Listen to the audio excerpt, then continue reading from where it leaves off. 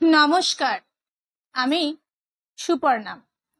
আজ আমি আপনাদের শোনাবো আশাপূর্ণা দেবীর লেখা প্রথম প্রতিশ্রুতির ষষ্ঠ পর্ব। যদি আমার এই গল্প পাঠ আপনাদের ভালো লাগে, প্লিজ লাইক করে দেবেন, শেয়ার করে দেবেন এবং অবশ্যই সাবস্ক্রাইব করে দেবেন। চলুন শুরু করা যাক। যজ্ঞের জন্য ছানা বড়া ভাজা হয়েছে। ভিয়েনের চালায় বড় বড় কাঠের উনুন জেলে কারিগররা লেগে গেছে ভোর থেকে।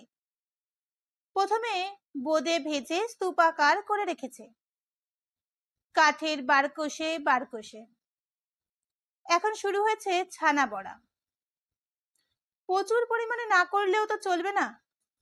নিমন্ত্রিতদের পেট উপচে খাওয়ানোর পর আবার সারা ভর্তি ছাদা দিতে হবে তো। তাছাড়া যখন কুললে ওই 2 রকমের মিষ্টি, তাড়াহুড়োর যজ্ঞী, ওর বেশি আর সম্ভব হলো না। অথবা সেটাও হয়তো ঠিক কথা নয়, মোটামুটি কথা মাত্র। রামকালী চাটুর্যে যদি দরকার বুঝতেন, তাহলে এই একদিনের মধ্যে কাটোয়ার কি গুপ্তিপাড়া থেকে ওস্তাদ ময়রা আনিয়ে 5-7 রকমের মিষ্টি বানিয়ে তোলাও অসম্ভব হতো না তার পক্ষে। কিন্তু দরকার বোধহয় করেননি তিনি। রাসুর প্রথম বিয়েতে ঘটা হয়েছিল বিস্তর। গ্রামে এখনো তার গল্প ফুরোয়নি। মিষ্টির কারিগর এসেছিল নাটোর থেকে, কেষ্টনগর থেকে, মুড়োগাছা থেকে। কাঁচাগোল্লা, ক্ষীরমোহন, মতিচুর, সরভাজা, ছানার জিলিপি, খাজা, অমৃতি, নিখুতি ইত্যাদি করে বাবা 13 রকমের মিষ্টি হয়েছিল। আর মাছের কথা তো বলে শেষই হবে না। এক একজনের পাতে বড় বড় এক একটা মালসা ভর্তি মাছের তরকারি বসিয়ে দিয়ে আবার 3-4 বার করে পরিবেশন। তা ভিন্ন রান্নার পদ তো 52 রকম। 52 ব্যঞ্জন না হইলে আবার ঘটা কিসের? কুমোর বাড়ির বরাত দিয়ে সাইজের হাঁড়ি গড়িয়ে আনা হয়েছিল ঝোড়ো ঝাড়া। তাতেই গলা উপচে মিষ্টির ছাদা। যজ্ঞের জের চলেছিল দিন 15 ধরে। সে কথা আলাদা। সে বিয়ের সঙ্গে এ বিয়ের তুলনা করার কোনো মানেই হয় না। অন্য বাড়ি হলে যজ্ঞেই করতো না। নেহাত রামকালী চাটুর্যের বাড়ি বলেই এত আয়োজন। পরিমাণে প্রচুরই হচ্ছে, তবে ওই মাত্র 2 রকম মিষ্টি, 16-20 মতো রান্নার পদ। রান্না এখনো চাপেনি। পাশের চালায় তার তোড়জোড় চলছে। হালুইকর ঠাকুররা স্নান করে গেছে। এই গ্রামে হালুইকর ঠাকুর এনে রাধানোর প্রথা প্রবর্তন করেছেন রামকালী। মুর্শিদাবাদ অঞ্চলে দেখেছিলেন এ ব্যবস্থা। নইলে এ গ্রামে চিরদিন কাজকর্মে গ্রামের ব্রাহ্মণ কন্যারাই রেঁধে থাকেন। সেটা রীতিমতো একটা সম্মান সম্ভ্রমের ব্যাপার। ডাক সাইটে রাঁধুনি বলে খ্যাতি আছে যাদের, তাদেরই ডাকা হয় অনেক তোয়াজ করে। রান্নায় বসার আগে পূর্ণ পাত্র, নূতন কাপড়ের জোড়া, সধবা ব্রাহ্মণী হলে আলাদা সিন্দুর, এইসব দিয়ে তবে পাকশালে ঢোকাতে হয় তাদের।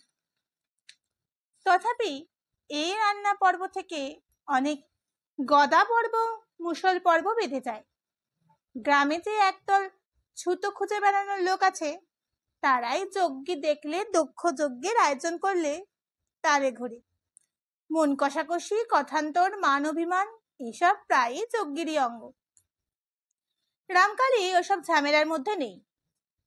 পয়সা দিয়ে লোক আনাবেন, কাজ করাবেন, চুকে গেল। রাঁধুনি বামুনের হাতে খেতে যাদের আপত্তি, তারা যাও বিধবার হেসেলে ভর্তি হওগে, মাছ জুটবে না। তাই সে 2-4 জন নিতান্ত নিষ্ঠাপরায়ণ গ্রাম্য বৃদ্ধ ছাড়া না হু করে সকলেই বসে পড়ে রামকালীর বাড়ির ভোজে। ওস্তাদ কারিগরের রান্নার হাত, রামকালীর দরাজ হাত, আর রামকালীর প্রতি সমীহ বোধ, এই ত্রিশক্তি আকর্ষণেই সকলেই প্রায় নরম হয়ে আসে। পয়সা যে এই অঞ্চলে কারুরই নেই তা তো নয়, কিন্তু এমন দরাজ হাত, এ বড় দিলদরিয়া মন। খাঁটি গাওয়া ঘি, সদ্য কাটানো টাটকা ছানার মিষ্টান্ন ভেজে তোলার সুগন্ধ শুধু আশেপাশেরই নয়, সারা গ্রামখানারই বাতাসে যেন ম ম করছে। বাড়ি বাড়ি ছোট ছেলেপুলেরা ঘরে আটকে রাখা দুঃসাধ্য হচ্ছে তাদের অভিভাবকদের। পায়ে রূপোর বোল দেওয়া খড়ম, গায়ে বেনিয়ান, পরনে নেত্রকোনার থান, সব দিকে চৌখস হয়ে তদারকি করে বেড়াচ্ছে রামকালী। শুধু মিষ্টির ভিয়েনের শেকড় গেড়ে বসে থাকবার ভারটা দিয়েছে বরদা কুঞ্জকে। ওর থেকে বেশি দায়িত্বের কাজ কুঞ্জকে দেওয়া চলে না। গয়লারা দইয়ের ভার এনে নামিয়েছে। কমন দইয়ের যোগান দিতে পেরেছ তারা? দাঁড়িয়ে তারই হিসেব নিচ্ছিলেন রামকালী। হঠাৎ নেরু এসে কাছে দাঁড়ালো। রামকালী গ্রাহ্য করতেন না, কিন্তু নেরু একেবারে গায়ের কাছে দাঁড়িয়েছে, ভাবটা যেন কিছু বক্তব্য আছে। গয়লাদের ওপর চোখ রেখে রামকালী ওর মাথায় একবার হাত বুলিয়ে দিয়ে বললেন, কি রে নেরু? নেরু সভয়ে এদিক ওদিক তাকিয়ে আসতে বলল, একবার অন্দর বাড়িতে যেতে বলেছে। অন্দর বাড়িতে যেতে বলেছে? কাকে বলেছে? তোমাকে। রামকালী ভুরু কুচকে বললেন, আমাকে এখন যেতে বলেছ? পাগলটা কে হলো? অগ্রাহ্য ভরে আবার অদূরবর্তী গোয়ালাদের দিকেই মন দেন। বলিস কি রে তুষ্টু, ওই 5 মণ বই দই দিয়ে উঠতে পারছিস না? তাহলে আমার উপায়? তুই ভরসা দিলি। তুষ্টু মাথা চুলকে বলে, আগে ভরসা তো দেছিলাম, কিন্তু মা ভগবতীরা যে আমাকে নির্ভরসা করে ছাড়লেন। কাল রেতে তো আর নিদ্রাই দিইনি। চৌদিকে সকল গোয়ালা ঘরে ঘরে বরাত দিয়ে দিয়ে বেরিয়েছি, তাই সবাইয়ের ঘরে দই জোগাড় করে এই হলো তা বুঝলাম, কিন্তু আমার কি হবে তা বল। দাঁড়িয়ে অপমান হতে বলিস আমায়? অপমান? তুষ্টু বীর বিক্রমে বলে ওঠে, বলি একটা ঘাড়ে 20টা মাথা কার আছে কবরেজ ঠাকুর যে আপনাকে অপমানই করবে? মাথায় এ গায়ের এক একজনের 100টা করে, বুঝলি রে তুষ্টু? বলে হাসলেন রামকালী। আর ঠিক সেই সময় নেরু আর একবার মিহি গলায় ডাক দিল, মেজখুড়ো। আরে এ ছোকরা তো ভালো বিপদ করলো। কে তোকে পাঠিয়েছে শুনি? পিসি ঠাকুমা। রামকালী বিরক্ত ভাবে বললেন, তা আমি বুঝেছি, নইলে আর কার এত বোধ করি কার এত আক্কেল হবে বলতে যাচ্ছিলেন, সামলে নিলেন। ছোটদের সামনে গুরুজন সম্পর্কে তাচ্ছিল্য সূচক মন্তব্য করার মতো অসতর্কতা এসেছিল বলে রীতিমতো বিরক্ত হলেন নিজের ওপর। অথচ মুখ্যদার মতো কাণ্ডজ্ঞানহীন গুরুজন সম্পর্কে সকল প্রকার সমীহ নীতি মেনে চলা শক্ত। অসতর্কতা সামলে নিয়ে বললেন, বলগে যাও, আমার এখন বিস্তর কাজ। তার যা বলবার যখন ভেতরে যাব তখন যেন বলেন। তুমি কথা বলবে পিসি ঠাকুমা জানে, তাই আমাকে বলে দিল। নেরু ঢোক গিলে বলল, বলে দিল বলগে যা, বড় পিসিমার ভেদ বমি হয়েছে, বাঁচে কি না এক্ষুনি দরকার। ভুরুটা আরো কুচকে উঠল রামকালী। পিসির ভেদ বমির দুর্ভাবনায় নয়, মেয়ে মানুষের বিবেচনাহীন আবদারের ধৃষ্টতা দেখে। রোগ যে কাশীশ্বরের হয়নি সেটা নিশ্চিত, তবু অনর্থক হয়রানি বলে ডাকাডাকি। হয়তোবা অভ্যাগত কুটুম্বীদের নিয়ে কোনরূপ সমস্যা উদ্ভব হয়েছে, আর সালিশ মানতে ডাকা হয়েছে রামকালীকে। কিন্তু এই কি তার সময়? 7 পাড়া লোকের নেমন্তন্ন হয়েছে, একদিনের জোগাড়ে যোগ কি? মাথায় পর্বত ঘুরছেন রামকালী, তখন কিনা এইসব মেয়েলিপনা। তাছাড়া আরো বিরক্তিকর, ছোট ছেলেটাকে মিথ্যে কথার তালিম দিয়ে পাঠানো। কিন্তু যে রাগিনী মোক্ষদা নেরুকে ফেরত দিলে নির্ঘাত নিজেই এক্ষুনি রণরঙ্গিনী মূর্তিতে বার উঠোনে হানা দেবেন এবং 5 জনের কান বাঁচানোর চেষ্টা মাত্র না করে বকাবকি শুরু করবেন।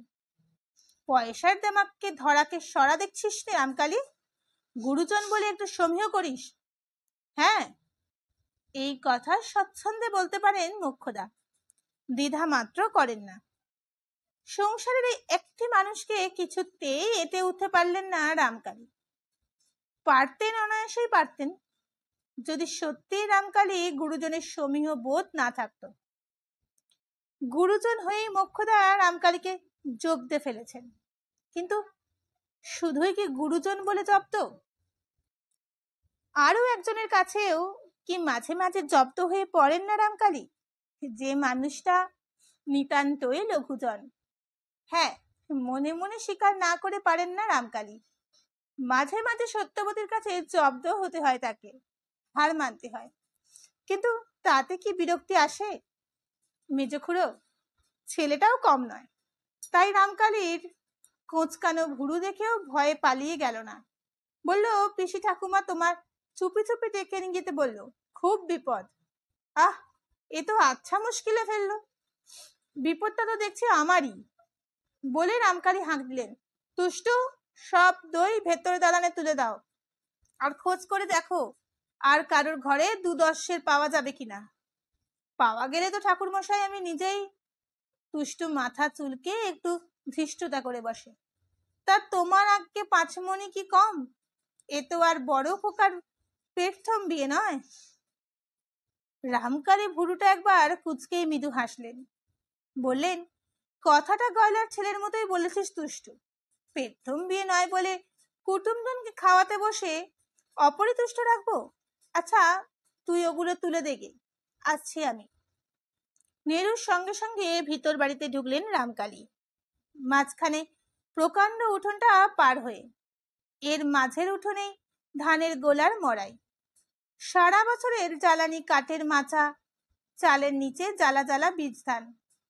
নেরু দিগ্বিজয়ীর মতো কাশেশ্বরীর ঘরের দরজায় এসে দাঁড়ালো, কারণ রামকালীকে ডেকে আনার ভার আর কেউ নিতে চায়নি। সত্য পর্যন্ত ঝাড়া জবাব দিয়েছিল, এই দেখলুম বড় ঠাকুমার পুকুরে চান করে এলো, এক্ষুনি আবার কি ব্যাময় ধরলো যে বাবাকে শতকম্বের মধ্যে থেকে ডেকে আনতে যাব। মানুষটার কি এখন মাথা ঠিক আছে? ঘরে তো জোয়ানের বাড়ি আছে, তাই খেয়ে নাও না। তুই বেরো দরজার হারামজাদি, বলে মোক্ষদা নেরুকে ধরেছিলেন। কিন্তু নেরুদের আর গিন্নিদের ঘরে ওঠাবার হুকুম নেই, তাই এই যে ঠাকুমা বলে দাঁড়িয়ে পড়ল। নিচু দরজা। রামকালী খড়ম খুলে মাথা নিচু করে ঢুকলেন, আর সমস্ত কৃতজ্ঞতা ভুলে মোক্ষদা, তুই পালা লক্ষ্মী ছাড়া ছেলে, বলে নেরুকে তাড়া দিয়ে বিদায় করলেন। রামকালী দেখলেন কাশেশ্বরী মাটিতে শুয়ে আছেন, ধানের আঁচলটুকু মুখে চাপা দিয়ে। এটা আবার কি? নিশ্চয়ই কোনো মান অভিমানের ব্যাপার। বিরক্তি এলো, তবু শান্তভাবেই বললেন, কি ব্যাপার? ব্যাপার বেশ উত্তম। চাপা গলায় একটু জ্ঞান দান করে মোক্ষদা আরো ফিসফিস করে বললেন, দুয়ারটা ভেজিয়ে দিয়ে তবে শুনতে হবে। রামকালী এবার বাইরে তাকালেন। সুচিবাই মোক্ষদার এই দিকটা বাদে সারা বাড়ি লোকে লোকারণ্য। এর মধ্যে কপাট ভেজিয়ে গুপ্ত মন্ত্রণা? তিনি তো পাগল হননি। গম্ভীর গলায় বললেন, কপাট থাক, কি বলবার আছে বলো। কিন্তু বলবার কিছু আর আছে নাকি? আছে বলবার মতো মুখ? অথচ এত বড় ভয়ানক কথা রামকালী না জানিয়ে করবেন কি মুখ্য দুটো মেয়ে মানুষ? হিতাহিত জ্ঞান কি আর কিছুই অবশিষ্ট আছে তাদের? মোক্ষদা আর কাশেশ্বরী, শঙ্করী যে কাশেশ্বরীর নাথ বউ। ভয়ঙ্কর খবরটা এখনো 5 কান হয়নি। এখনো সংসারে সবাই আপন আপন কাজে হাবুডুবু খাচ্ছে। কিন্তু কতক্ষণ আর অন্যমনস্ক থাকবে লোক? কতক্ষণ আর তাদের কান বাঁচিয়ে রাখা যাবে? তারপর 1 কান থেকে 5 কান, আর তারপরেই তো লহ মায় 500 কান। খরচালার পাড়ার আগুন লাগাও যা, আর একটা বিধবার কলঙ্ক কেলেঙ্কারি প্রকাশ হয়ে যাওয়াও তা। এচাল থেকে ওচাল তো এমুক থেকে অমুক। হাত হাবাতে লক্ষ্মী ছাড়া মেয়ে মানুষটা নিডুবি হবার আর দিন পেল না। যদি জলে ডুবে নিডুবি হয়ে থাকে তো সেও বরং ভালো কথা, কিন্তু যদি ভরাডুবি করে বসে থাকে? কাশেশ্বরীর ধারণা তাই। তাই তিনি মুখে আঁচল চাপা দিয়ে পড়ে আছেন, আর মর্মে মর্মে অনুভব করছেন কেন সেই সর্বনাশীর খুঁড়োখুড়ি ও মেয়েকে ঘাড়ে রাখেনি। উপযাচক হয়ে কাশেশ্বরীর গলায় গচিয়ে গেছে। হায় হায়, কালই তো টের পেয়েছিলেন কাশেশ্বরী নাপিত বউয়ের কথার আছে, তবে কেন আবাগের বেটি দুয়ারের তালা লাগিয়ে আটকে রাখেনি? 5টা কুটুমের কাছে সাফাই গাইতে বললেই হতো। হঠাৎ মাথাটা কেমন দোষ হয়ে গেছে শঙ্করী, তাই কাজের বাড়িতে ছেড়ে রাখতে সাহস করিনি। মোক্ষদা কিন্তু জলে ডোবার কথাই তোলেন। কোন রাত্রিরে কখন উঠে এ কাজ করেছে কিছু টের পাননি রামকালী। সকালবেলাও বলি চানে গেছে না কোথায় গেছে। বেলা হতে মাথায় বজ্রঘাত। আমার স্থির বিশ্বাস বড় পুকুরে গিয়ে ডুবেছে কপাল খাকি। এই বেলা জাল ফেলালে না। রামকালী জলদ গম্ভীর বলেন, জাল ফেলা হবে না। জাল ফেলা হবে না? যন্ত্রচালিতের মতো উচ্চারণ করে মোক্ষদা। না, এতগুলো লোকের খাওয়া পণ্ড হতে দেব না আমি। মোক্ষদা প্রকৃতি বিরুদ্ধ নম্রভাবে বলেন, কিন্তু একটা জীবের জীবনের চাইতে যজ্ঞটাই বড় হলো তোমার বিচারে? শুধু আমার বিচারে নয়, যে কোনো বুদ্ধিমান লোকের বিচারেই। রামকালী ঘরের মধ্যে পায়চারি করতে করতে বলেন, বলছো সকাল থেকে দেখতে পাওনি, ধরে নিতে হবে কাজটা হয়ে থাকে তো রাতেই হয়েছে। এখন জাল ফেললে জীবটা জীবন্ত উঠবে তোমার বিশ্বাস? মোক্ষদা চুপ করে থাকেন উপযুক্ত উত্তরের অভাবে। আর কাশেশ্বরী চাপা গলায় হু হু করে কেঁদে ওঠেন। থামো, লোকজন খাওয়ার আগে যেন টু শব্দটি না হয়। যদি ডুবে থাকে তো যতক্ষণ না ভেসে ওঠে ততক্ষণ তাকে জলের তলায় থাকতে দাও, আর ডুবলে ভেসে উঠতেই হবে। নদী নয় যে ভেসে চলে যাবে। কিন্তু পায়চারি থামিয়ে রামকালী কাশেশ্বরীর খুব কাছে সরে আসেন। ঈষৎ নিচু গলায় চাপা গম্ভীর সুরে বলেন, আর যদি ডুবে না থাকে, বৃথা জাল ফেলার পর সমাজের অবস্থাটা কি দাঁড়াবে অনুমান করতে পারছো? ঘরের বউ থেকে আগলে আটকে রাখার ক্ষমতা যখন নেই, তখন নিজেদের জীবকে আগলে আটকে রাখো। কাশেশ্বরী সহসা কেঁদে ওঠেন। ও রামকালী, তুই আমার একটু বীজ দাও বাবা, আমি এই মুখ আর কাউকে দেখাতে পারবো না। ছেলে মানুষই করো না। মৃদু স্বরে ধমকে ওঠেন রামকালী। বিপদে মতি স্থির রাখো, আমাকে বিবেচনা করবার সময় দাও। কিন্তু এই ভেবে আশ্চর্য হয়ে যাচ্ছি আমি, বলছো তোমাদের কাছে শুনতেন, অথচ দুটো মানুষ কিছু টের পেলে না তোমরা? মরণের ঘুম এসেছিল বাবা আমাদের। কাশেশ্বরী আর একবার কেঁদে ওঠেন। পিসিমা, হাত জোর করছি তোমায়, হইচই করো না। সবাই না হয় বলো খুড়ো অসুখের খবর পেয়ে হঠাৎ বাপের বাড়ি পাঠিয়ে দেওয়া হয়েছে তাকে। মানুষ তো আর ঘাসের বিচি খায় না রামকালী। মোক্ষদা নিজস্ব ভঙ্গিতে ফিরে আসেন। কাল রাত দুপুর অব্দি সবাই এর সঙ্গে কুটনো কেটেছে লক্ষ্মী ছাড়ি। আশ্চর্য! আবার পায়চারি করতে করতে বলে ওঠেন রামকালী, এই রকমটা হলো কেন? কিছু অনুমান করতে পারছো তোমরা? কাশেশ্বরী মুখ ঢাকাটা আরো শক্ত করে চাপা দিয়ে বলে ওঠেন, আমি পারছি রামকালী। মতিগতিটা আর ভালো ছিল না। ধিঙ্গি বয়স অব্দি খুড়োর ঘরে থেকেছে। মা বাপ ছিল না যে সুশিক্ষে দেবে। উচ্ছন্নে যাওয়ার বুদ্ধির বৃদ্ধি হয়েছে বসে বসে। তাই বুঝি জলে ডুবে মরেনিও, আমাদের মুখে চুনকালি দিয়েছে। ঘরটা নিচু নিচু, অন্ধকার মতো। জানলা আছে কি নেই, তবু রামকালীর টকটকে ফর্সা মুখটা আরো কত টকটকে হয়ে উঠেছে টের পেলেন মোক্ষদা। চেয়ে চেয়ে মনে হলো যেন ওই টকটকে মুখটা থেকে উত্তাপ বেরোচ্ছে। বেপরোয়া মোক্ষদাও ভয় খেলেন, কি বলতে গিয়ে থেমে গেলেন। আর ঠিক এই সময় দরজার গোড়ায় কাঁসর বেজে উঠল। মাজা ঘষা চাচা ছোলা কাঁসর। ওগো ও ঠাকুমারা, কাটোয়ার বউ গেল কোথায়? পান সাজবার জন্য যে হাঁক পাড়াপাড়ি হচ্ছে তাকে। তোমরাই বা দুবনে এই বেলার দুপুর অব্দি শোবার ঘরে গুলতানি করছো কেন? চান করে আবার শোবার ঘরে এসে ছেদিয়েছ যে বড়। আর একবার চানের বাসনা আছে বুঝি? তা তোমাদের বাসনা মেটাও, বউকে পাঠিয়ে দাও। ঘর ঢোকবার অধিকার নেই, তাই বাইরে দাঁড়িয়েই বাক্যস্রোত বইয়ে দেয় সত্য। ধারণাও করতে পারে না ঘরের ভিতর তার বাপের উপস্থিতিও সম্ভব। উঁচু পোতার ঘর, দরজার বাইরে থেকে ছোটদের পক্ষে ভিতরটা স্পষ্ট দেখাও সম্ভব নয়। মোক্ষদা বিনা বাক্য ব্যয়ে কপাটের সামনে এসে দাঁড়ান। অতএব ঘরেই আছেন তিনি। শক্ত বিরক্ত কণ্ঠে বলেন, কি গো, মুখে বাক্যি বাক্যি নেই কেন? কাটোয়ার বউ গেল কোথায় সেটা বলবে তো? ঘাট থেকে আরম্ভ করে 7 চৌহদ্দির সৃষ্টি খুঁজে এলাম। সহসা মোক্ষদা সরে দাঁড়ালেন এবং সেই শূন্যস্থলে রামকালের মূর্তি দেখা গেল। বাবা! সত্য বজ্রাহত। এখানে বাবা? আর সত্য মুখের তোর খুলে দিয়েছে। ছি ছি, কিন্তু বাবা এখানে কেন? তাহলে নির্ঘাত কাটোয়ার বউয়ের হঠাৎ কোনো অসুখ করেছে। পিসি ঠাকুমারা তাই নিয়ে হিমশিম খাচ্ছে।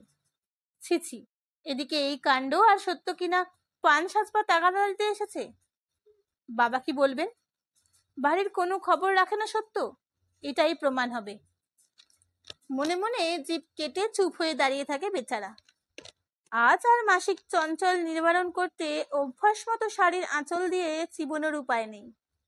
পরনে উৎসব উপলক্ষে নিজের বিবাহকালে লব্ধ একখানা ভারী বালুচরি চেলি। রামকালী ঘাড় ফিরিয়ে মোক্ষদা ভগ্নীদ্বয়কে উদ্দেশ্য করে মৃদুস্বরে বলেন, স্বাভাবিকভাবে যার যা কাজ করগে যাও, বৃথা ঘরের মধ্যে বসে থাকবার দরকার নেই। তারপর ঘর থেকে বেরিয়ে এলেন। এসে সহসা মেয়েকে একটা সহজ পরিহাসের কথা বলে উঠলেন, ইস, মেলায় সেজেছিস যে। কথাটা মিথ্যে নয়। শুধু বালুচরি চেলি কেন, মেয়েকে আজ এক গা গয়না পরিয়ে সাজিয়েছে ভুবনেশ্বরী। কমগুলি গয়না তো হয়নি সত্যর বিয়ের সময়, পড়বে কবে? বাপের কথায় লজ্জিত হাসি হেসে মাথা নিচু করল। এবার রামকালী পুরনো প্রসঙ্গে ফিরে গেলেন। ভাগ্নে বৌমাকে কে ডাকছে? ভাগ্নে বৌমা অর্থে আপাতত শঙ্করীকেই বোঝালো। সত্য বাবার কথা নয়। বাবার কণ্ঠস্বরে থমথমে খেলো।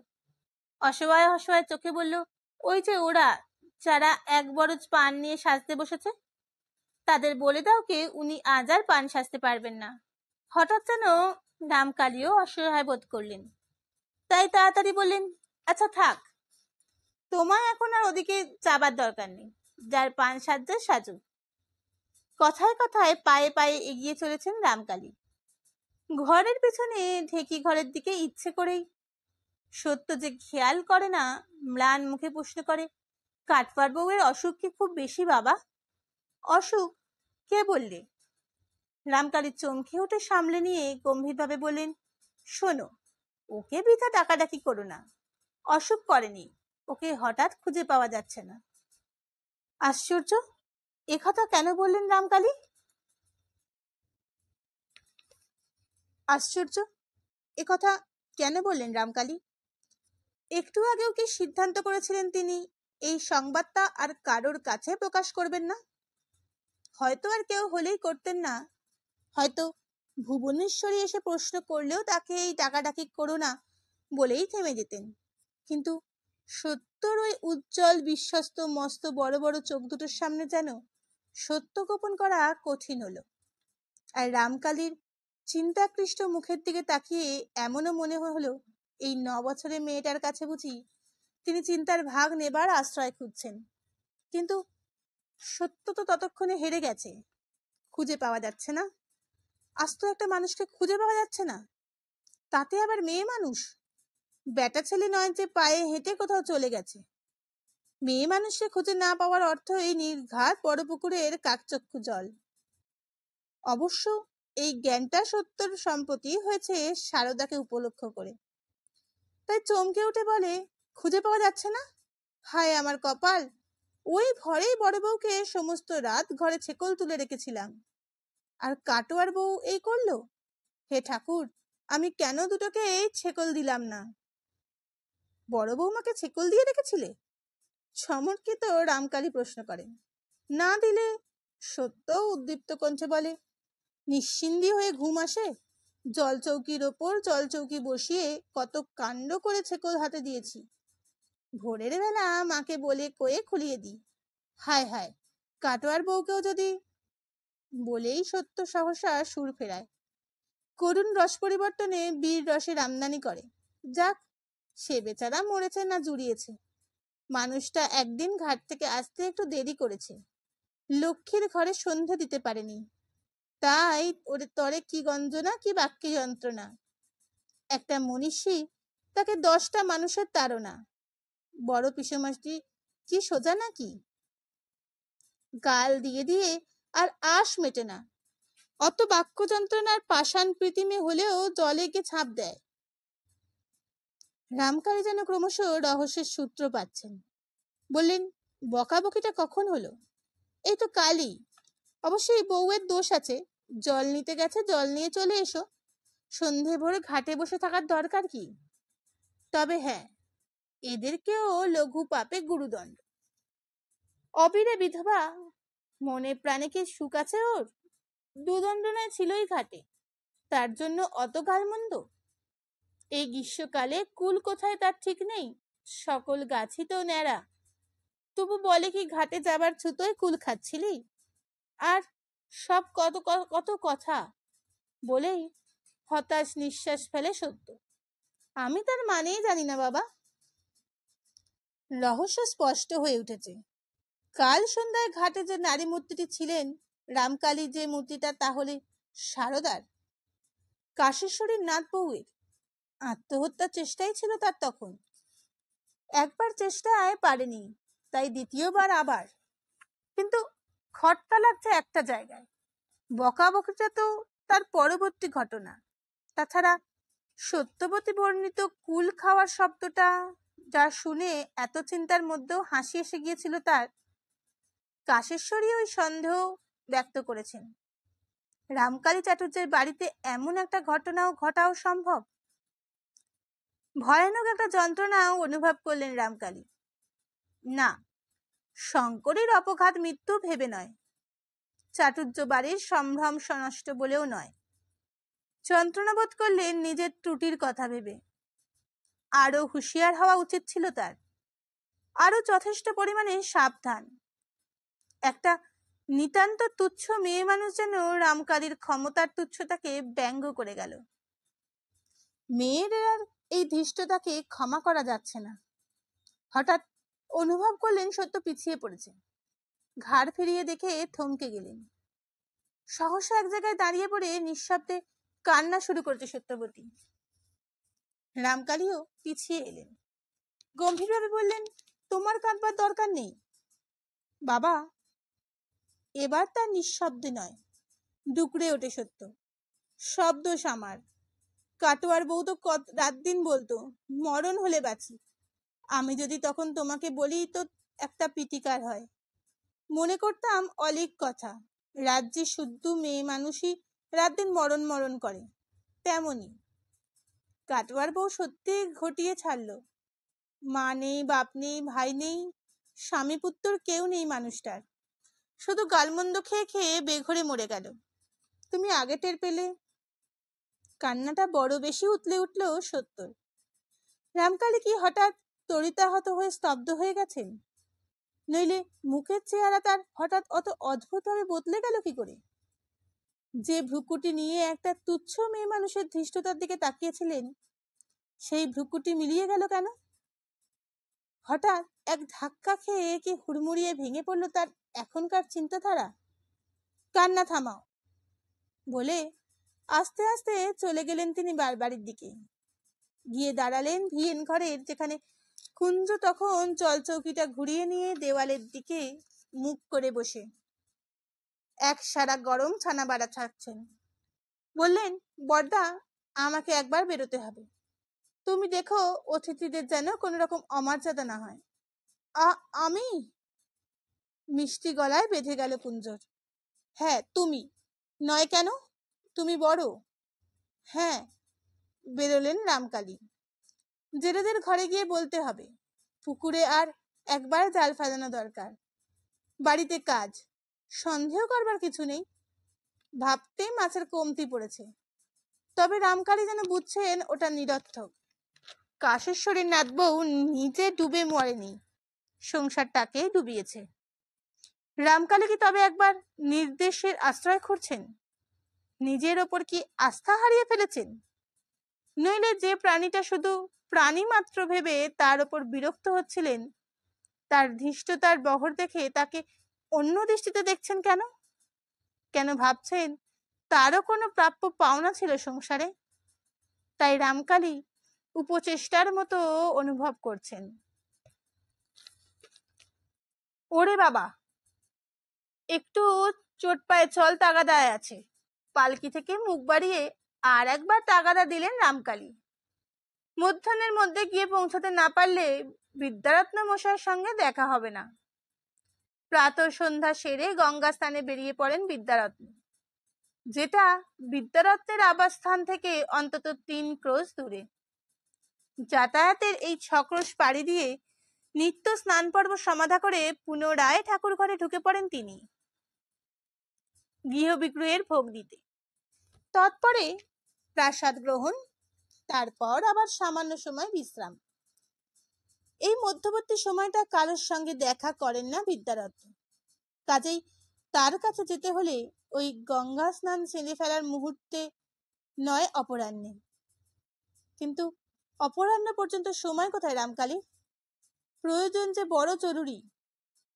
জীবনে যখনই কোনো সমস্যার সমাধান জরুরি প্রয়োজন পড়ে, তখন রামকালী বিদ্যারত্নের দরকারে এসে হাজির হন। অবশ্য সেই রকম প্রয়োজন জীবনে দৈবাতেই এসেছে। সেই একবার এসেছিল নিবারণ চ্যাটার্জির মায়ের গঙ্গা যাত্রার ব্যাপারে। 93 বছরের বুড়ি সজ্ঞানে গঙ্গা যাত্রা করলেন, আর সে নির্দেশ রামকালী দিয়েছিলেন। কিন্তু বুড়ি যেন রামকালী বিদ্যা বুদ্ধিকে পরিহাস করে 5 দিন গঙ্গা তীরে হাওয়া খেয়ে ফের চাঙ্গা হয়ে উঠল। তারপর তার বায়না, আমায় তোরা বাড়ি নিয়ে চল। শরীরে শক্তি আছে, বয়সে মন অবুঝ হয়ে গেছে। নিবারণ চৌধুরী রামকালীকে এসে ধরে বললেন, বলুন কি বিহিত? সেই সময় চিন্তায় পড়েছিলেন রামকালী। গঙ্গা যাত্রীর মরা ফের ভিটে ফেরত নিয়ে গেলে সংসারে মহা অকল্যাণ। সদ্য ভিটেটায় তো তোলাই যাবে না তাকে। ঢেকি ঘরে কি গোয়ালে বড় জোর রাখা যায়? কিন্তু নিবারণ চৌধুরীর মনোভাব দেখে মনে হয়েছিল সেটুকুতেও তিনি নারাজ। ছেলে পুলে নিয়ে ঘর করেন তিনি, সংসারের এত বড় অকল্যাণ ঘটাতে বুক কাঁপছে। বারবার তাই কবিরাজ মশাইয়ের কাছে বিধিবিধান চেয়েছিলেন। সেই সময় এসেছিলেন রামকালী বিদ্যারত্নের কাছে। এসে প্রশ্ন করেছিলেন, বিদ্যারত্ন মশাই বলুন, স্বাস্থ্য বড় না মাতৃমর্যাদা বড়? আজ এসেছেন আর এক প্রশ্ন নিয়ে। অবশ্য আপাতত প্রশ্ন তাড়াতাড়ি পৌঁছাবার। একখানা গ্রাম পার হয়ে তবে দেবীপুর, বিদ্যারত্নের গ্রাম। পার্কে থেকে আর একবার মুখ বাড়িয়ে দেখে বেহারাদের ফের তাগাদা দিতে গিয়ে থেমে গেলেন রামকালী। থাক, বিচলিত হবার দরকার নেই, পৌঁছে ওরা দেবেন ঠিকই। বিচলিত হওয়াকে ঘৃণা করেন রামকালী, তবু মনে মনে স্বীকার করে লাভ নেই, আজ একটু বিচলিত হয়েছেন। কোথায় যেন হেরে গেছেন রামকালী।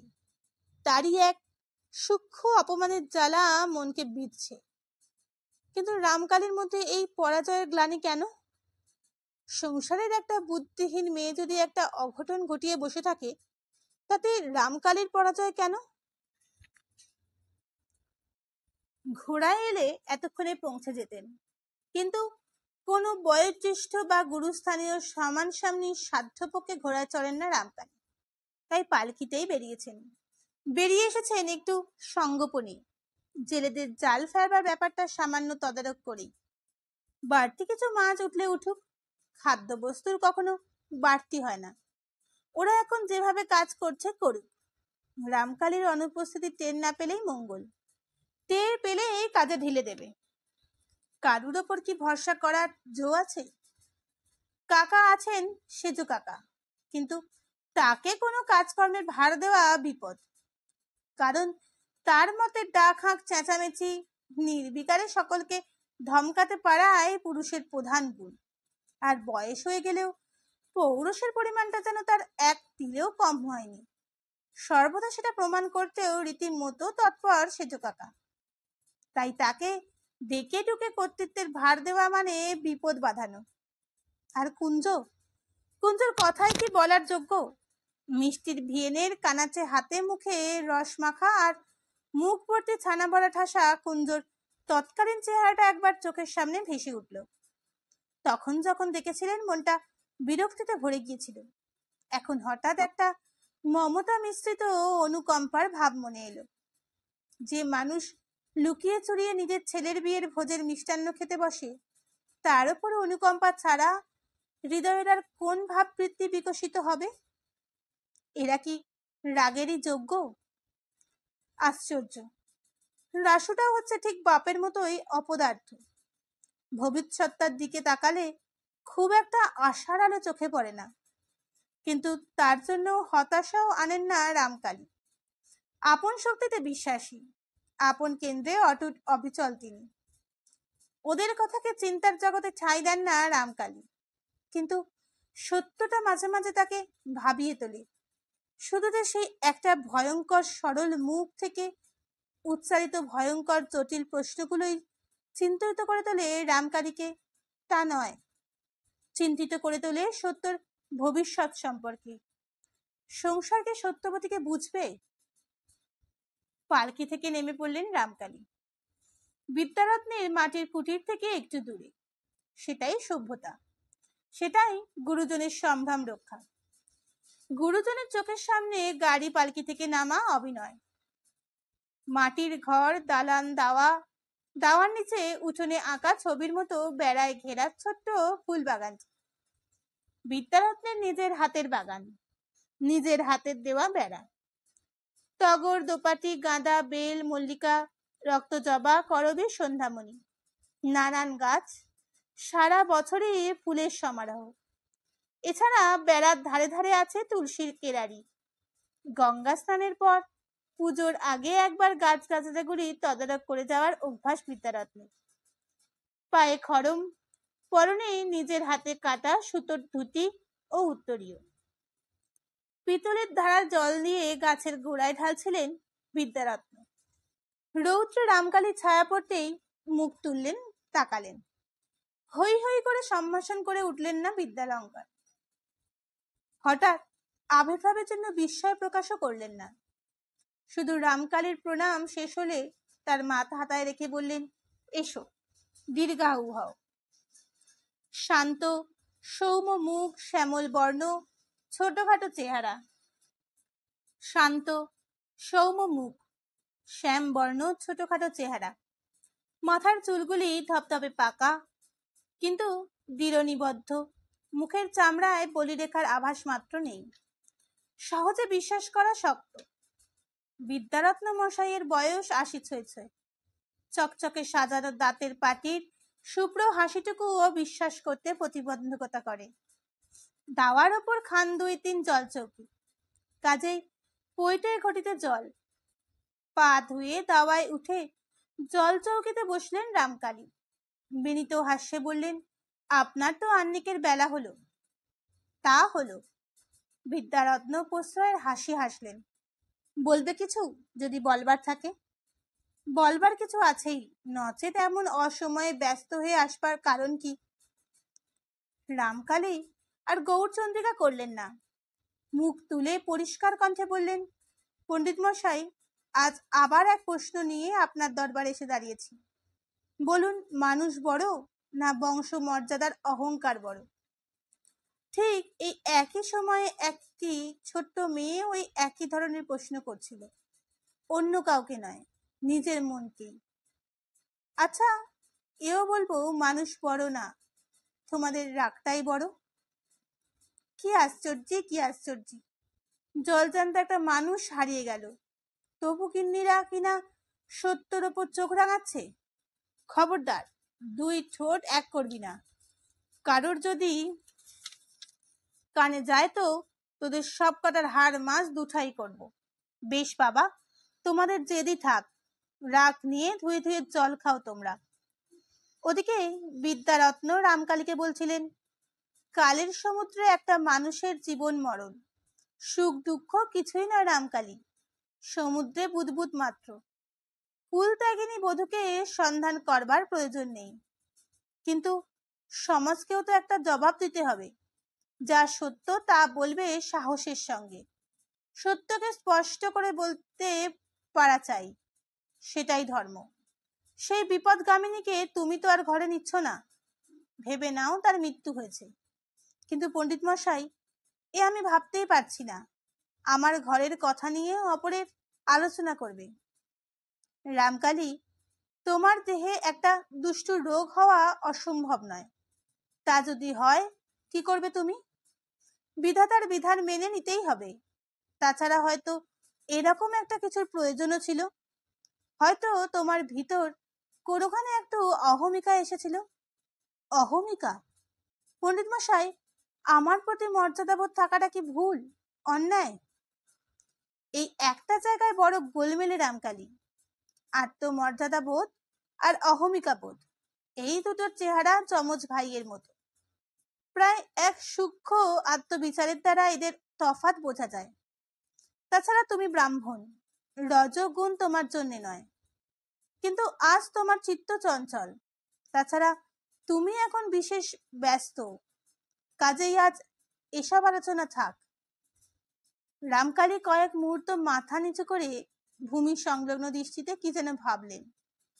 তারপর সহসা মুখ তুলে বলিষ্ঠ কণ্ঠে বললেন, আচ্ছা, আপনার নির্দেশে থিরধার্য করলাম। আর একবার বিদ্যারত্নের পদধূলি নিয়ে বেরিয়ে এলেন, পালকিতে চড়লেন রামকালী। ফেরার মুখে আর বেয়ারাদের তাড়া দেবার কথা মনে এলো না। বিদ্যারত্নের একটা কথা তাকে বিশেষ ধাক্কা দিয়েছে। বিদ্যারত্ন বললেন, তুমি ব্রাহ্মণ, রজগুণ তোমার জন্য নয়। কিন্তু তাই কি সত্য? ব্রাহ্মণের মধ্যে তেজ থাকবে না, থাকবে কেবলমাত্র রজগুণ শূন্য স্থিমিত শান্তি। ফিরে দেখলেন বাড়ির লোক লোকারণ্য। নিমন্ত্রিতরাও প্রায় সকলেই এসে গেছেন, রান্নাও প্রস্তুত। শুধু রামকালীর অনুপস্থিতিতে ভোজে বসিয়ে দেবার ব্যবস্থাটা ঠিকমতো হচ্ছে না। সকলে মিলে শুধু গুলতানি চলছে। এই চঞ্চনে সময়ে দূর থেকে পরিচিত পালকি বেয়ারার হুম হুম আওয়াজ কানে এলো। আশায় অধীর হয়ে উঠল সবাই। এসে গেছেন, এসে গেছেন। রবে গম গম করে উঠল জনতা। সকলেই অবশ্য ধরে নিয়েছিল আচমকা কোনো রোগীর মরণ বাঁচন সংবাদ পেয়ে বাধ্য হয়ে বেরিয়ে যেতে হয়েছিল রামকালীকে। কুঞ্জও সেই কথাই বলে রেখেছিলেন। অন্দরমহলে মেয়েদের মধ্যে শঙ্করী সম্পর্কে কানাঘুষো শুরু হয়ে গিয়েছিল, কিন্তু বারমহল সম্পূর্ণ নিশ্চিন্ত। রামকালী এসে দাঁড়াতেই বয়োজ্যেষ্ঠ অতিথি অভ্যাগত দল হৈ হৈ করে এগিয়ে এলেন। ব্যারামটা কার রামকালী? কোন গায়ে? কে যেন দেবীপুরের দিকে পালকি যেতে দেখলো, ওইখানেই কারোর? না, কারোর ব্যারাম শুনে আমি যাইনি। রামকালী এবার লোক ভর্তি আটচালার সমস্তটা চোখ বুলিয়ে নিলেন। তারপর একটু থেমে বললেন, আমি বেরিয়েছিলাম অন্য প্রয়োজনে। সে প্রয়োজনের কথা আপনাদের সকলকেই জানাবো, যদিও আপনারা এখনো অভুক্ত ও ক্ষুধার্ত। আমার কথা শুনে ঠিক কি মনোভাব আপনাদের হবে তাও সম্পূর্ণ বুঝতে পারছি না। তবু আহারাদের পূর্বেই কথাটা ব্যক্ত করা উচিত মনে করছি আমি। বলতে আপনারা সকলে অনুমতি করুন আমাকে। নিঃশব্দ জনতার মাঝখানে রামকালীর ভরাট ভারী কণ্ঠস্বর গম গম করে উঠল। অনেকেই বুক কেঁপে উঠল একটা অজানা আশঙ্কায়। কুঞ্জ হঠাৎ পিছন দিকে হটে গিয়ে ধুলোর ওপর বসে পড়লেন। রাসুর ভিড়ের এক পারে পিছনেই ছিল। সে হাঁ করে তাকিয়ে রইল কাকার আরক্ত গৌর মুখের দিকে। সমাগতেরা অনুধাবন করতে পারছেন না ব্যাপারটা কি। আহার্য বস্তুতে কি কোনো অনাচার স্পর্শ ঘটেছে? কিন্তু তাই বা কি করে বলা যায়?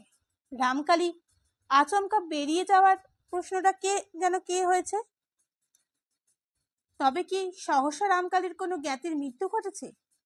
এই বিরাট ভোজের রান্না সব অশৌচান্য হয়ে গেছে? সেই সংবাদ পেয়ে রামকালী কি এমন অর্বাচীন যে এই ভয়ঙ্কর মুহূর্তে সেই তথ্য এসে প্রকাশ করবেন? মৃত্যু সংবাদ কানে না শুনলে তো অসহ্য হয় না। উনি নিজে গা ঢাকা দিয়ে বেড়ালে তো আর এখানে অন্যগুলো অশৌচান্য হয়ে যেত না। বলে এমন ক্ষেত্রে ঘরে মরা কাঁথা চাপা দিয়ে রেখে লোকের দিন উদ্ধার করে দেয়। তবে রামকালী যে তার বক্তব্য জ্ঞাপন করতে অনুমতি চেয়েছিলেন এ কথা কারোর মনে ছিল না। ফের চেয়ে সে কথা মনে করিয়ে দিলেন রামকালী। তাহলে আপনারা আমায় অনুমতি দিচ্ছেন?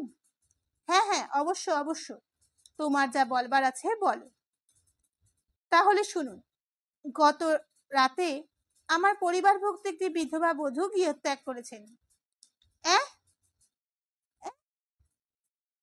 সহসা ভয়ঙ্কর একটা ঝড় উঠল। কালবৈশাখীর দুম দাম এলোমেলো ঝড় নয়, যেন একটা বুনো অরণ্যের চাপা শ্বাস গো গো করে উঠল। সেই শ্বাস শুধু সমবেত কণ্ঠের ওই আহত বিস্ময়ের প্রচন্ড ধ্বনি। রামকালী কি এই বজ্রটাকেই প্রস্তুত করেছিলেন এতক্ষণ ধরে তার অভুক্ত ক্ষুধার্ত নিমন্ত্রিত অতিথিদের জন্য? তুমুল ঝড়ের ধ্বনিতে রামকালীর কথা শেষ অংশ চাপা পড়ে গিয়েছিল। আর একবার সে স্বর গম গম করে উঠল চাপা মেঘমন্দ্রের মতো। এখন আপনারা স্থির করুন, এই অপরাধে আমাকে ত্যাগ করবেন কিনা। যেন বক্তৃতা মঞ্চে দাঁড়িয়ে বক্তৃতা দিচ্ছে রামকালী, এমন ধীর স্থির সমুন্নত সেই মূর্তি। একে ত্যাগ সম্ভব, কিন্তু তাও হওয়া সম্ভব বই কি, সমাজ বলে কথা। নিবারণ চৌধুরীর মামা বেটে খাটো বিপিন লাহিড়ী একটা জল চৌকি এনে তার উপরে দাঁড়িয়ে উঠে চিবিয়ে চিবিয়ে বললেন, ত্যাগ করাকারীর কথা নয়, ভবিষ্যতে যা বিচার তা হবে, কিন্তু বর্তমানে আজ তো আর আমাদের এখানে খাওয়া হয় না। রামকালী দুই হাত জোর করে শান্ত গম্ভীর স্বরে বললেন, আমি কাউকে অনুরোধের দ্বারা পীড়ন করতে চাই না, তবে এটুকু শুধু জানাচ্ছি, আমি সেই মতিভ্রষ্ট মেয়েকে মৃত বলেই গণ্য করব। মানুষের সমাজ থেকে তার মৃত্যু হয়েছে। আহারের পূর্বে এই কথাটি নিবেদন করতেই যার পরনায় দুঃখবোধ করছি আমি, কিন্তু আমার বিবেকের কাছে এটাই কর্তব্য বলে মনে হলো আমার। বিপিন লাহিড়ী মনে মনে মুখ ভ্যাংচান। আগে বলাই কর্তব্য ভাবলাম। ওরে আমার যুধিষ্ঠির, এই যজ্ঞের খাওয়াটা পণ্ড করলি, ভালো হবে তোর, ভালো হবে। চোখে জল এসে যাচ্ছিল বিপিন লাহিড়ীর, তবু কথা বললেন তিনি, আমার মনে হয় খবরটা তোমার এখন গোপন রাখাই উচিত ছিল রামকালী। সে কথা আমি ভেবেছিলাম। রামকালী আবার একবার সকলের মুখের দিকে তাকিয়ে বললেন, কিন্তু পরে মনকে ঠিক করে নিলাম, আমার এত বড় কলঙ্ক সত্ত্বেও যদি আপনারা আমাকে ত্যাগ না করেন, তাহলে পরম ভাগ্য বলে মানব, আর যদি তা করেন সে শাস্তি মাথা পেতে নেব। এবার আর ঝড় নয়, গুঞ্জন ধ্বনি। সেই ধ্বনি ক্রমশ স্পষ্ট হয়ে উঠল। তা এতে তোমার আর কলঙ্ক কি আছে বই কি? আমার অন্তরপুর উপচিত মত রক্ষা করার ক্ষমতাই আমার কলঙ্ক, আমার অপরাধ। মার্জনা আমি চাইব না, এই অপরাধের মার্জনা নাই। শুধু আমার প্রতি আপনাদের স্নেহ ভালোবাসার কাছে হাত জোর করে প্রার্থনা করছি, আপনারা পরে আমার প্রতি যে শাস্তির আদেশ দেন মাথা পেতে নেব। শুধু আজ আপনারা দয়া করে আহার করুন। আর একবার ঝড় উঠল, অসন্তোষের না উল্লাসের? বোধ করি বা উল্লাসেরই। তবে জল চৌকের উপর দাঁড়িয়ে থাকা বেটে খাটো বিপিন লাহিড়ীর গলাটাই শুধু শোনা গেল, আচ্ছা, আজকের মতো তোমার অনুরোধ রক্ষা করাই আমরা স্থির করছি। রামকালী ধীরে ধীরে সরে গেলেন, মাথা সোজা করেই। সকালবেলা নেরুকে হাতের লেখা মক্স করতে হয়। পূবের উঠোনে রোদ যতক্ষণ না পেয়ারা তলায় ঠিক নিচের এসে পড়বে, ততক্ষণ পর্যন্ত নেরুকে সেই দুরূহ কর্তব্যটি করেই চলতে হবে। এই নির্দেশ আছে তার উপর। ঋতু ভেদে সীমানার কিছু ভেদ হয়। আপাতত এই পেয়ারা তলা। অবশ্য তার প্রতি আরো একটা নির্দেশ আছে, সেটা হচ্ছে তাল পাতার গোছাগুলি ও দোয়াত কলম নিয়ে বসার সময় এবং মক্স করার পর সেগুলি তুলে রাখার সময় ভক্তি ভরে মা সরস্বতীকে প্রণাম করা। প্রণাম মন্ত্রের সঙ্গে প্রার্থনা মন্ত্রও যুক্ত করা আছে। দেবীর প্রসন্নতা লাভের উপায় স্বরূপ বিদ্যা অনুশীলনের চাইতে স্তব স্তুতির প্রণাম প্রাধান্যর উপরই নেরুর আস্থা বেশি। কাজেই শব্দবোধের পাতা যথাসম্ভব তাড়াতাড়ি মুড়ে ফেলে নিঃশব্দ স্তুতিতে সময় বেশি যায় তার। চোখটা বুজে রেখে তেরচা কটাক্ষের কৌশলে পেয়ারা তলার প্রতি দৃষ্টি নিবদ্ধ রেখে পরম ভক্তি ভরে মন্ত্রোচ্চারণ করছিল সে, পাততাড়িটি কপালে ঠেকিয়ে। টং টং দেবী শুভ্র বর্ণে, রক্ত শোভিত কুণ্ডল কর্ণে, কণ্ঠে লম্বিত গজমতি হারে, দেবী সরস্বতী বরদাও আমারে।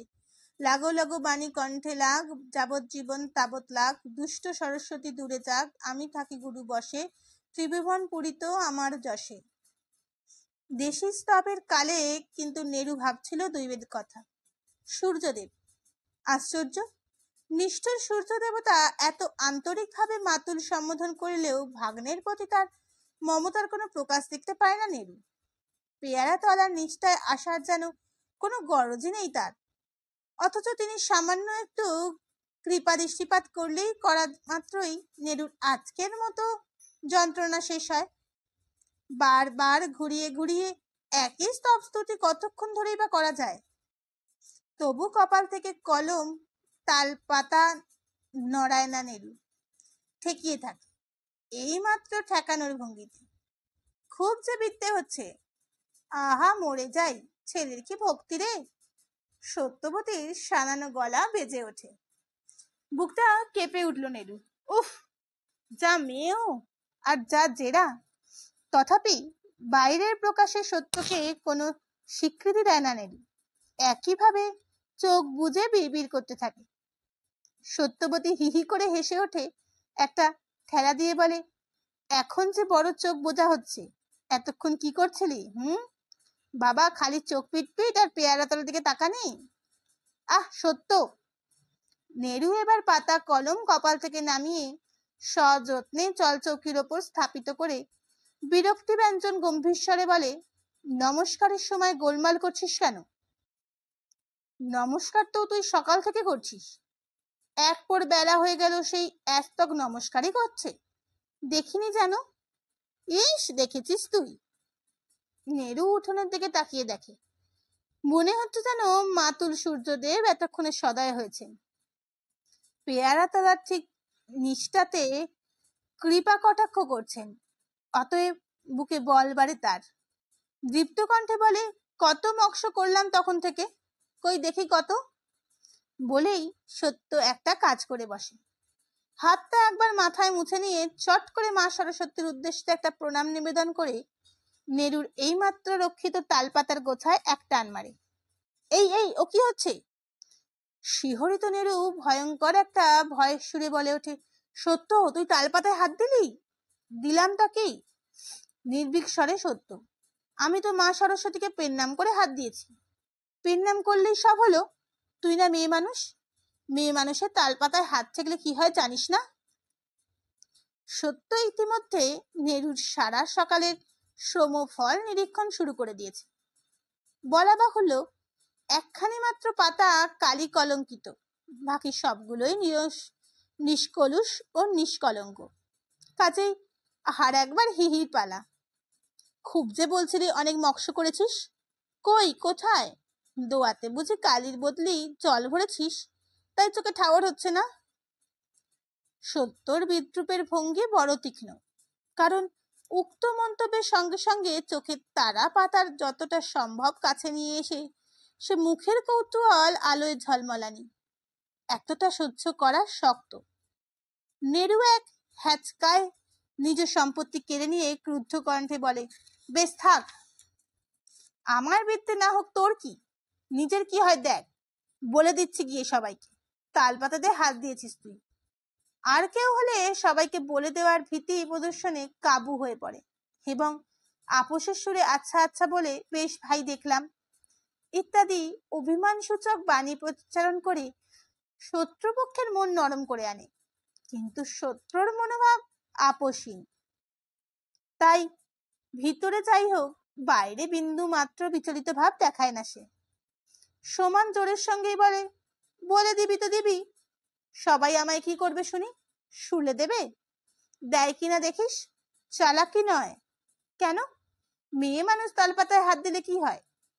কলকাতায় তো কত মেয়ে মানুষ লেখাপড়া করে, তোকে বলেছে করে? পড়লে চোখে কানা হয়ে যায় তা জানিস? কখনো না, মিছে কথা। বড্ডই তুই জানিস, যারা পড়ছে তারা সবাই অমনি কানা হয়ে যাচ্ছে। কলকাতা নামক অদৃষ্ট সেই দেশটায় কদাচ কখনো যেখানে নাম কানে আসে, সেখানে সত্যি কোনো মেয়ে মানুষ লেখাপড়া করে কিনা এবং করলে তাদের চক্ষু যুগলের দৃষ্টিশক্তি সম্পন্ন রাখতে পারে কিনা, সেই সম্পর্কে নেরু স্পষ্ট কিছু জানা নেই। তবু নিজের অভিমতকে প্রতিষ্ঠা করতে প্রাণপণ চেষ্টা করে সে। এখন না যাক, আসছে জন্মে যাবে।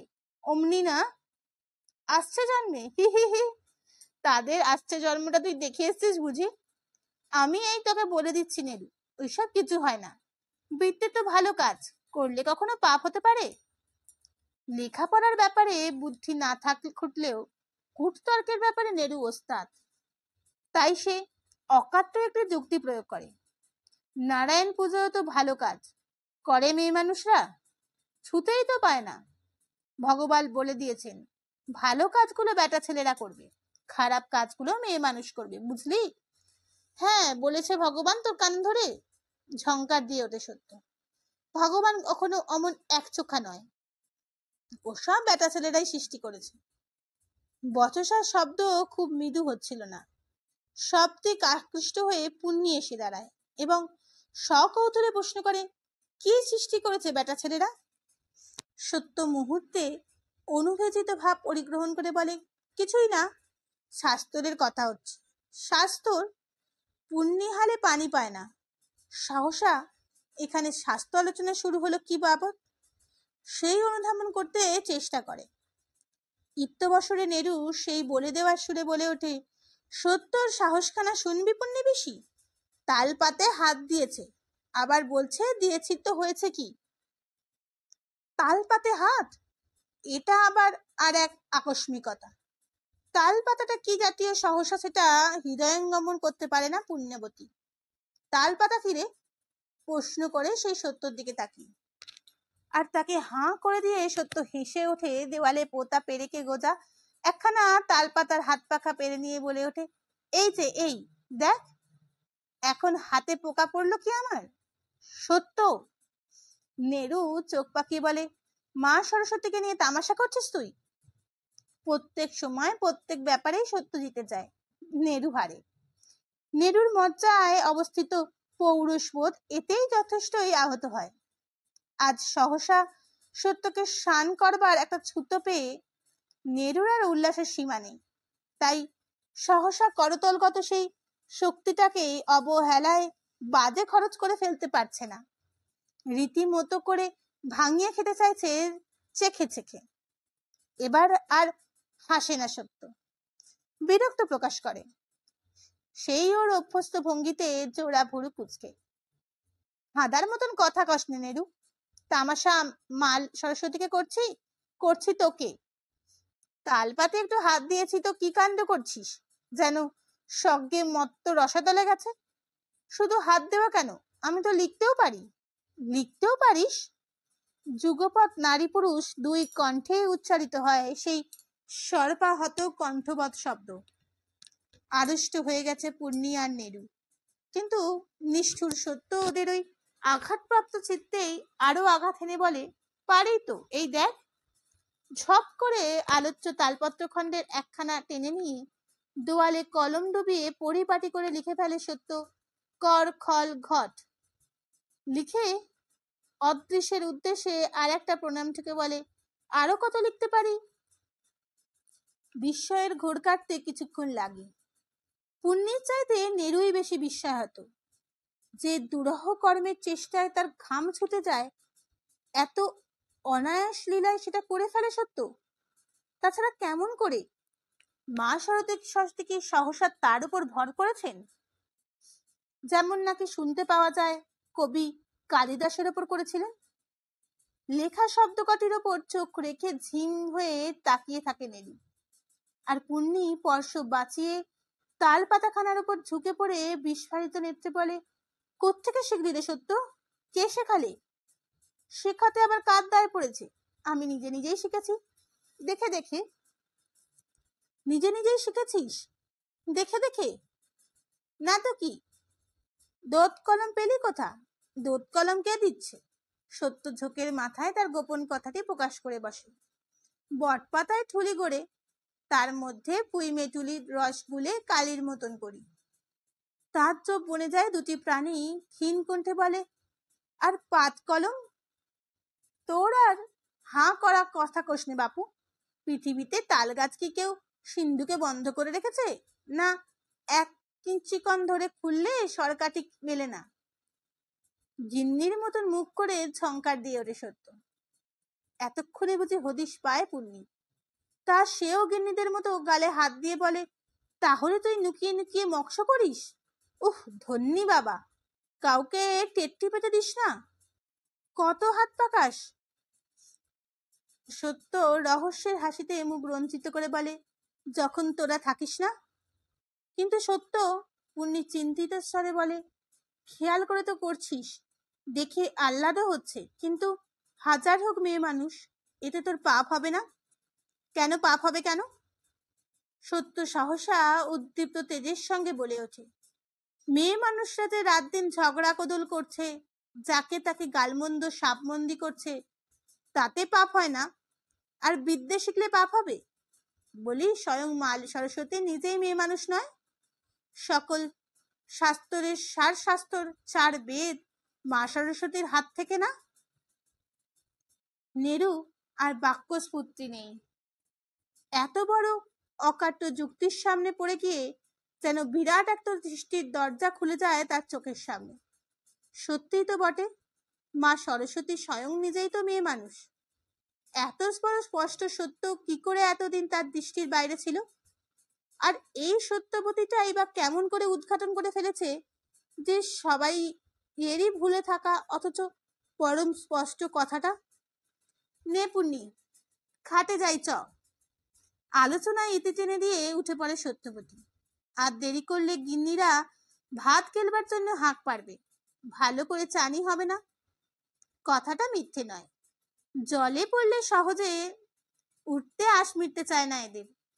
সাঁতার দিতে দিতে হাঁপিয়ে না পড়া পর্যন্ত ভালো করে চান হয় না।